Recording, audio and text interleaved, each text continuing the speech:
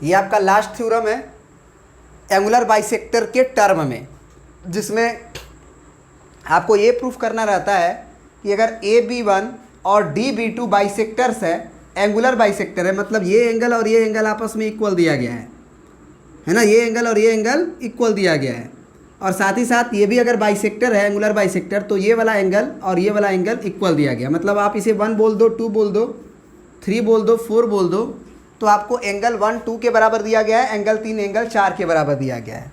ये आप गिवन में ही लिख सकते हो, गिवन में ही लिख सकते हो कि एंगल 1 बराबर एंगल 2 है और एंगल 3 बराबर एंगल 4 है। तो इसमें आपको क्या करना है कि जो एरियाज ऑफ ट्रायंगल का रेशियो है ABC का और DEF का, वो एंगुलर बाइसेक्टर AB1 और DB2, एक्चुअली बाइसेक्टर था इसीलिए हमने बोला B1, है ना, तो AB1 और DB2 के रेशियो के स्क्वायर के बराबर होगा, उसी एरियाज ऑफ ट्रायंगल का रेशियो।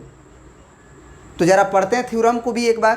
कह रहा कि prove that the ratio of 2 similar triangles, तो 2 सिमिलर ट्रायंगल का कहानी है दिया गया है, और इनके रेशियो, एरियाज के ratio is equal to the ratio of square of their corresponding angular bisector segment. तो उनके कॉरस्पॉन्डिंग एरियाज के रेशियो उनके कॉरस्पॉन्डिंग एंगुलर बाइसेक्टर के रेशियो के बराबर होगा, ये प्रूफ करना है।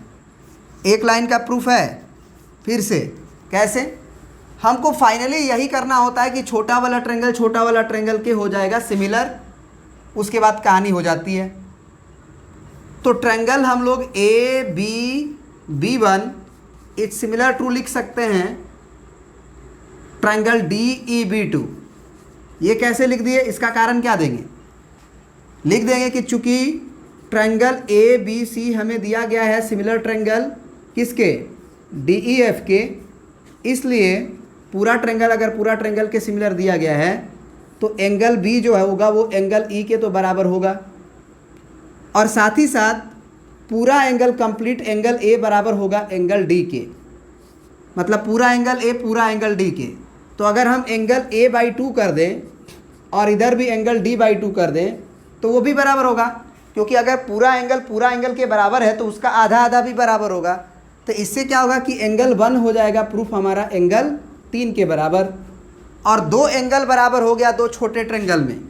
इस छोटे ट्रायंगल में एंगल B जो है वो एंगल E के बराबर हो चुका है, और ये वाला एंगल इसके बराबर भी कर दिए, तो बाई एंगल सिमिलैरिटी। तो यहाँ पे आप लिख दोगे बाई एंगल सिमिलैरिटी, ये दोनों ट्रायंगल छोटा वाला सिमिलर हो गया। जैसे ही सिमिलर हुआ, AB का रेशियो किसके साथ,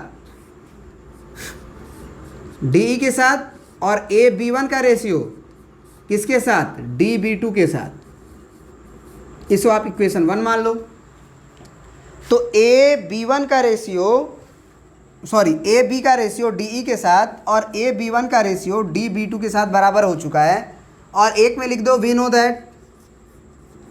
दैट क्या, एरियाज ऑफ ट्रायंगल ABC का ratio areas of triangle DEF के में कॉरस्पॉन्डिंग साइड्स के स्क्वायर के बराबर तो पढ़े ही चुके हैं।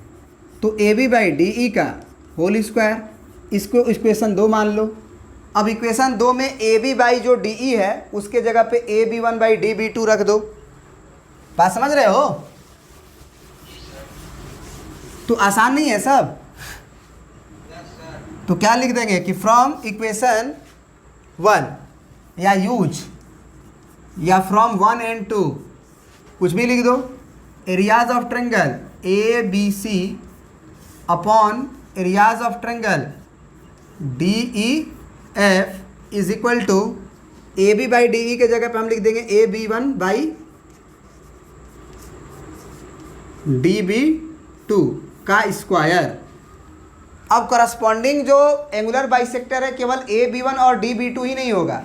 अगर हम एंगल B को बाइसेक्ट करें और मान लो इसको हम क्या बोल दें, K1 बोल दें, और इसके बाइसेक्टर को चलो हम K2 बोल देते हैं। ये एंगल और ये एंगल इक्वल होना चाहिए, ये एंगल इक्वल होना चाहिए, K2 बोल दिए, तो यही रेशियो किसके बराबर भी होगा, BK1 का करस्पॉन्डिंग एंगुलर बाइसेक्टर EK2 कहलाएगा, तो इसके स्क्वायर के बराबर होगा।